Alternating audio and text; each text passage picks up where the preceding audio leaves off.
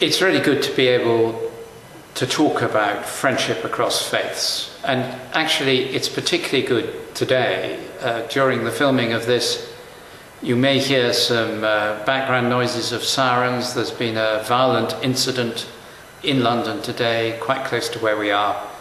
And so there is some background noise, for which apologies if it disrupts a little. But it's a reminder of the importance of starting with and creating friendships. Friendships across faith are the key to beginning to work out how we deal with difference. We don't deal with difference by pretending it doesn't exist. We deal with it by building relationships. My own experience has been very varied. It's, I suppose, one of the earliest of the close friendships I had was with some imams in Nigeria when I was doing some mediation work there, and just finding myself more and more sitting down with Islamic religious leaders in Nigeria, asking them questions, them asking me questions, and just saying quite openly to each other, well, what causes these things to happen? Some of the violent incidents we were dealing with, and I would say I remember one of them, a particular friend, I said, look, I know you're committed to peace, but some of your colleagues aren't. If you were them, how would you justify violence, and how can you tell me why your justification is wrong? So we were at a very honest level. And then since being Archbishop, because lots of other relationships have developed, among those with whom I relate most closely are the Chief Rabbi of the Commonwealth, who lives in London, and we had dinner together last week. Very frank, honest, he's an extraordinary man. Leaders of the Islamic community, and later today I'll probably be on the phone to one of those saying, you all right? Following instance today, because people always cause, there's always tension at moments like this. And it's been, for me, a particular pleasure to build these relationships. Two quick examples to finish with. Last autumn, in English terms, last October I think it was, I was in Abu Dhabi and meeting Islamic religious leaders. We had tough, honest conversations which deepened our friendship. Friendship doesn't mean avoiding big issues. And more recently, meeting with, during Lent, which is in Christian terms the period running up to Easter when you're meant to prepare with fasting and reflection and that kind of thing, meeting with an imam who's become a friend, and me sharing a bit from the Christian scriptures, him sharing something from the Quran, and again, very honest conversations, not pretending we agreed, but recognizing humanity in each other. Through these conversations, I've been enriched in numerous ways. First of all is just simply with friendship, with food, and then it goes with food, lifts my spirits a bit. What I've been enriched with most, the sort of deep thing, is an understanding of profound religious faith commitment in others, which has forced me back to examine myself more closely, to listen more carefully. And that's been the principal source of enrichment. If I were thinking about the call to what everyone can do in this area, what would I say? I think I'd say you get further with food than with most things. So let's be really down to earth about it. Yesterday evening, my wife and I visited a refugee family, Muslim, who are living here at Lambeth. And so what do? We share a cup of coffee and some fruit. We give them a chocolate Easter bunny. I mean, it's not complicated. I would say to everyone, start with sharing what we all share, which is the pleasure of conversation. It could be football, about football, it could be about sport generally, it could be whatever. But very often a bit of food does no harm. Talking about family, understanding each other's humanity by relating to the fact that we have people whom we love, and we have things which we love, and we have activities which we love, and surprise, no surprise, very often what someone of a different faith loves in terms of activity is very, very similar to what we love. When you talk in the very secularized West about knowledge of faith traditions, one starts with the reality that an awful lot of people have very little knowledge of any particular faith tradition nowadays. That's how the world has changed in much of Europe, and in some other places, not much elsewhere, but in some other places. So I think one of the most important things is get to know your own faith tradition first, because there's an old legal expression that you can't give what you haven't got. It's actually in Latin, but I can't remember how that one works. So know what the tradition of your own country is. It might not be your own faith, but if you're English, born and brought up here, the historic faith in this country, every time you turn a corner you see a church, you see a cathedral, you see people on the telly. So why is this story of the church so important in our history? Secondly, listen to other people's story. It's all about story. And be honest. For me, the important thing is to admit what I don't know. The most important step in working with other faiths is to move from unconscious ignorance to conscious ignorance. In other words, from saying you think you know and then realizing you don't, to saying I know that I don't know what they think, and therefore the only way of finding out is to ask them. That's a very good way forward. And you sometimes find some very, very surprising answers.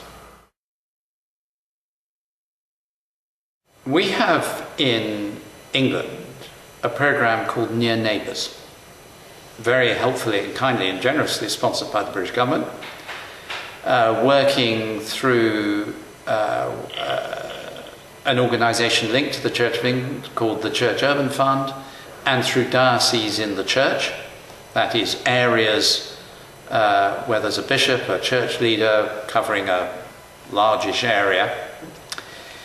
And Near Neighbours works at bringing different faith communities together in areas where we have numerous different faith communities.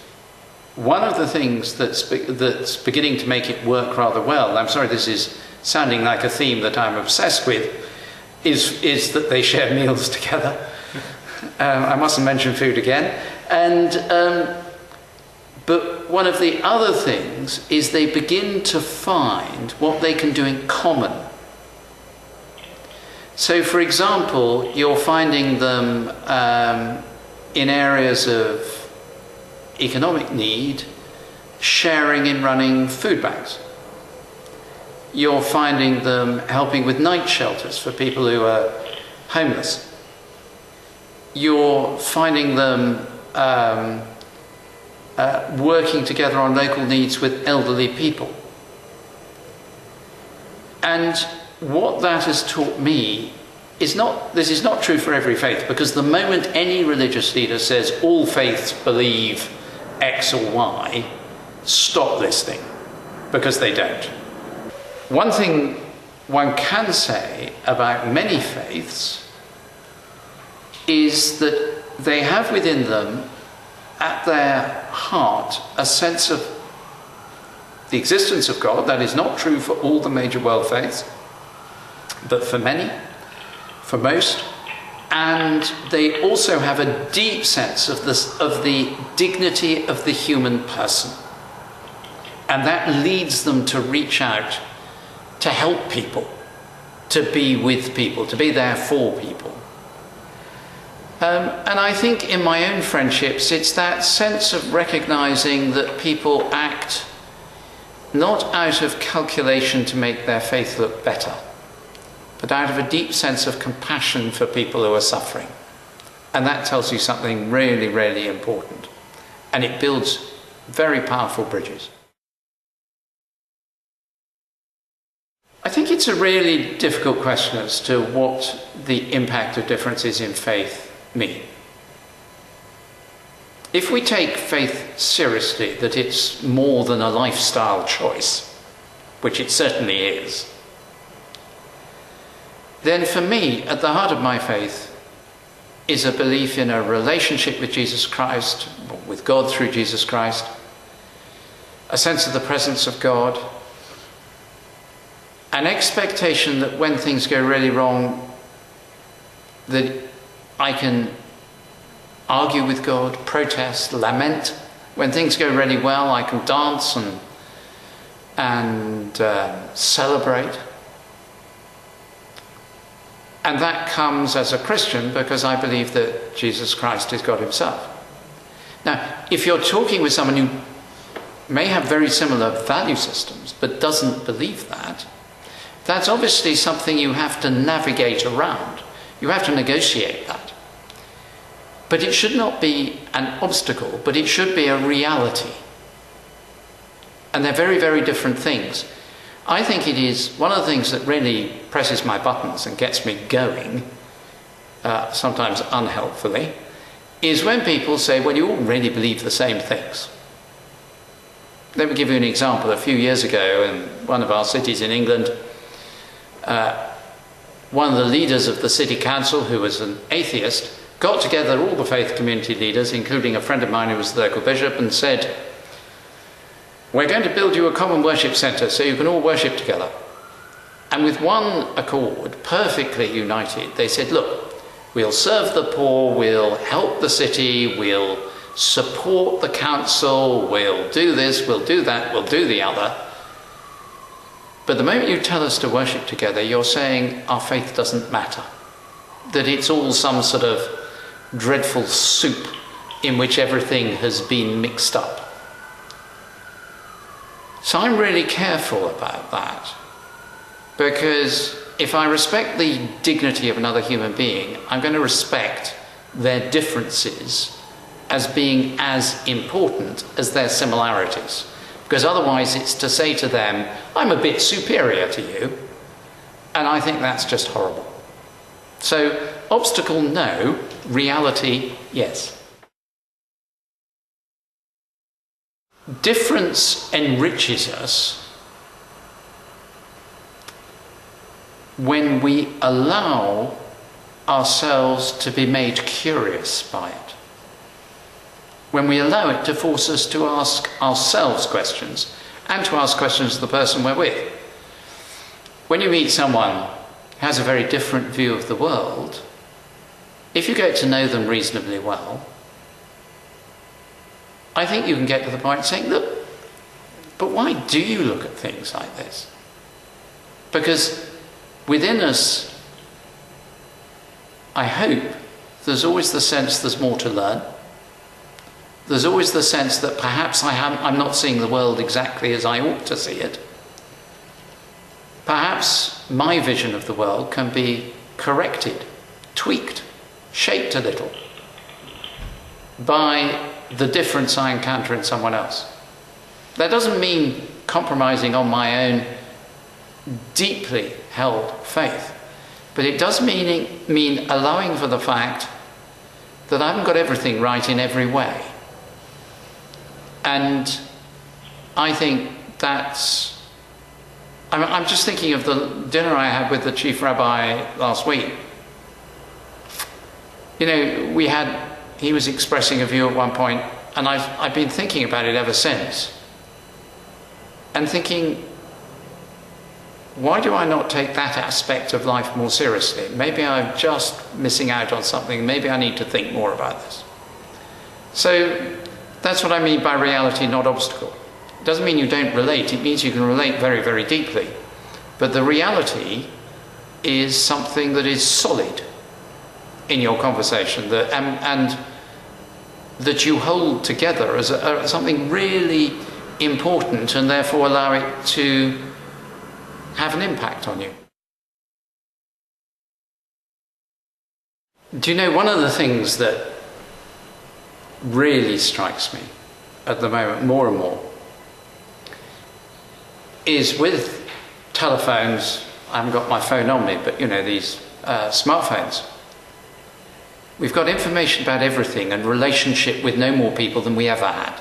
You have a really deep relationship, usually, not invariably, but usually not with people who are so-called Facebook friends, or you know, that you read their tweets or whatever.